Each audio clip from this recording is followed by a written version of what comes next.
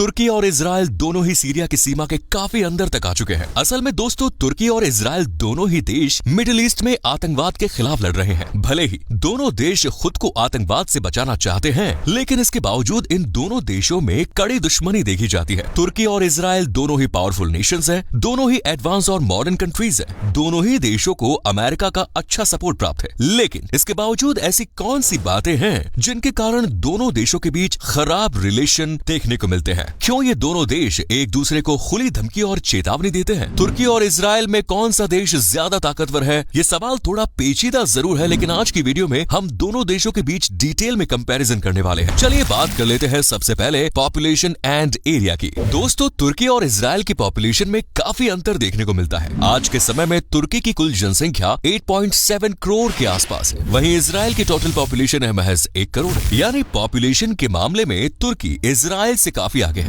बात करें साइज की, तो तुर्की का टोटल एरिया 7,84,500 वर्ग किलोमीटर है, वहीं पूरे इजराइल देश का टोटल एरिया 22,145 स्क्वायर किलोमीटर है। यानी साइज के मामले में भी इजराइल तुर्की के मुकाबले काफी छोटा नजर आता है। तुर्की की कैपिटल सिटी अंकारा है, लेकिन सबसे प्रमुख और बड़े शहर की बात करें तो इस्तांबुल का नाम सबसे पहले आता है। इजराइल की कैपिटल सिटी यरूशलेम है। ये एक ऐसी जगह है जो यहूदी, इस्लाम और ईसाई तीनों ही धर्म के लोगों के लिए पवित्र मानी जाती है। History and diplomatic relations. दोस्तों, तुर्की का इतिहास काफी पुराना है। ऑटोमन एम्पायर ही बाद में तुर्की के रूप में प्रसिद्ध हुआ। वहीं दूसरी ओर यहूदी लोगों ने 20वीं सदी की शुरुआत से ही अपने लिए अलग देश की मांग कर दी थी और साल 1948 में फिलिस्तीन से अलग होकर इजराइल के लोगों ने एक अलग देश का निर्माण किया। पूरी दुनिया में सिर्फ इजराइल ही एक ऐसा देश है जो स्पेशली यहूदियों के लिए बनाया गया है। एक समय पर तुर्की और इजराइल के बीच ठीक ठाक रिलेशन देखे जाते थे, लेकिन साल 2010 के बाद से दोनों देशों के बीच रिश्तों में खटास आनी शुरू हुई। बीते साल जब इजराइल ने गाजा पट्टी और फिलिस्तीन पर हमले किए, तो तुर्की ने हमले की कड़े शब्दों में निंदा की। इसके बाद दोनों देशों के बीच रिश्तों में और ज्यादा दरार आ गई। बची कुची कसर दोनों देशों के लीडर्स ने पूरी कर दी। खुले मंच पर तुर्की और इजराइल एक दूसरे को धमकी दे चुके हैं। तुर्की के राष्ट्रपति एर्दोगान ने कहा कि वो इजराइल के अंदर घुसकर उन्हें आक्रमण कर लेंगे। जवाब में इजराइल ने कहा कि एक बार याद कर लो कि सद्दाम हुसैन के साथ क्या हुआ था। फिलहाल तो तुर्की और इजराइल के बीच सीरिया में संघर्ष देखने को मिल रहा है। तुर्की का कहना है कि वो सीरिया के सभी आतंकी ठिकानों को खत्म कर देगा। वहीं दूसरी ओर इजराइल भी सीरिया के सैन्य अड्डों पर हमला कर रहा है। तुर्की और इजराइल के बीच वॉर में अमेरिका एक बड़े धर्म संकट में पड़ सकता है। असल में इजराइल और अमेरिका के बीच अच्छी दोस्ती मानी जाती है। वहीं दूसरी ओर तुर्की नाटो का मेंबर है। ऐसे में तुर्की को सपोर्ट करना अमेरिका की मजबूरी हो जाती है और इस तरह से दोनों देशों के बीच अनबन का सिलसिला लंबे समय से जारी है।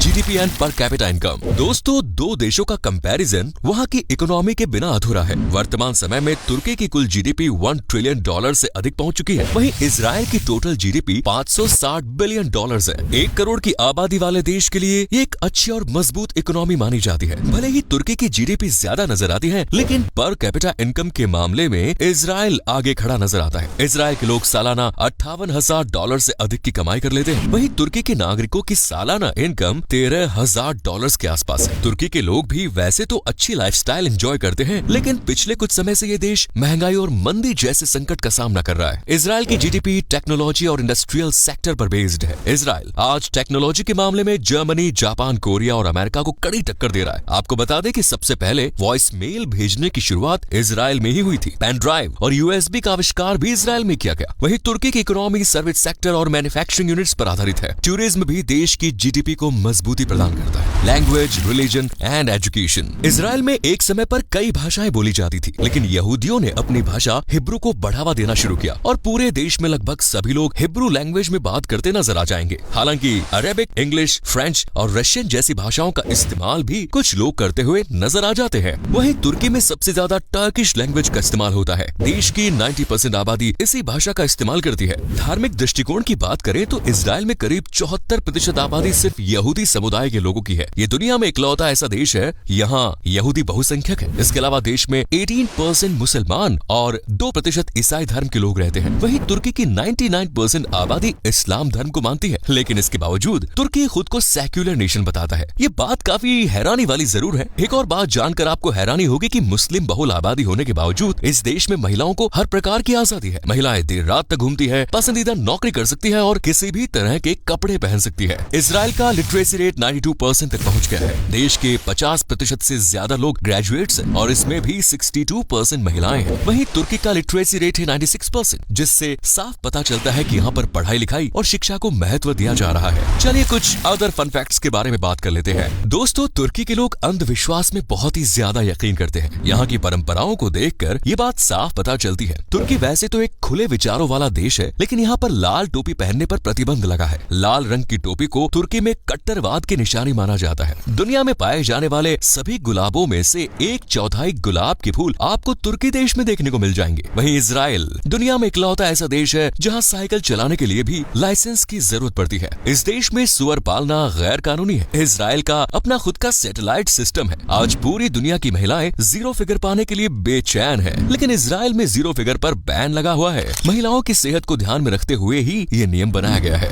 Military power and defence budget. आइए दोस्तों, अब एक नजर तुर्की और इजराइल की मिलिट्री पावर पर डालते हैं। इससे ये भी पता चल जाएगा कि वॉर की सिचुएशन में किस देश का पलड़ा भारी नजर आएगा। तुर्की का मिलिट्री बजट $40 बिलियन के आसपास है। भले ही तुर्की में महंगाई और मंदी का दौर है, लेकिन ये देश अपने डिफेंस सिस्टम को मजबूत बनाने के लिए हर साल अपने रक्षा बजट में बढ़ोतरी कर रहा है। वहीं इजराइल का डिफेंस बजट $25 बिलियन के आसपास है। हालांकि इसे बड़ी संख्या में अमेरिका मुफ्त में ही हथियारों की सप्लाई कर देता है। असल में अमेरिका मिडिल ईस्ट में अपनी पकड़ मजबूत करना चाहता है और उसके लिए इजराइल से बेस्ट ऑप्शन कोई और है ही नहीं। 2024 की ग्लोबल फायर पावर इंडेक्स के अनुसार तुर्की दुनिया का 8वां सबसे ताकतवर देश। वहीं इजराइल इस लिस्ट में 17वें स्थान पर आता है। तुर्की के पास 3,55,000 एक्टिव पर्सनल और 3,78,000 रिजर्व पर्सनल मौजूद है। वहीं इजराइल के पास 1,70,000 एक्टिव आर्मी है और 4,65,000 सैनिक रिजर्व आर्मी में है। तुर्की के पास 2300 से ज्यादा टैंक्स हैं, तो इजराइल के पास सिर्फ 1370 बैटल टैंक्स हैं। तुर्की के पास 55,000 आर्म्ड व्हीकल्स हैं, वहीं इजराइल के पास आर्म्ड व्हीकल्स की संख्या है 43,400। तुर्की के पास 1,938 तोप है, जबकि इजराइल के पास महज 300। तुर्की के पास 12 सबमरीन्स हैं, तो वहीं इजराइल के पास सिर्फ 5। तुर्की के पास 16 फ्रिगेट भी हैं, जबकि इजराइल के पास एक भी फ्रिगेट नहीं है। लेकिन एक चीज में तुर्की पीछे है और वो है न्यूक्लियर वेपन्स। तुर्की के पास एक भी न्यूक्लियर वेपन नहीं है, तो वहीं इजराइल के पास 80 न्यूक्लियर वेपन्स हैं। और आज के समय में जिस देश के पास जितने ज्यादा परमाणु हथियार होंगे, वो देश उतना ही शक्तिशाली होगा। लेकिन यहाँ पर ये रूल अप्लाई नहीं होता। भले ही इजराइल एक न्यूक्लियर वेपन से लैस कंट्री है, लेकिन तुर्की को फिर भी ज्यादा पावरफुल माना जाता है, और ऐसा इसलिए क्योंकि ये देश नाटो का मेंबर है। चलिए अब बात कर लेते हैं फेमस फूड्स की।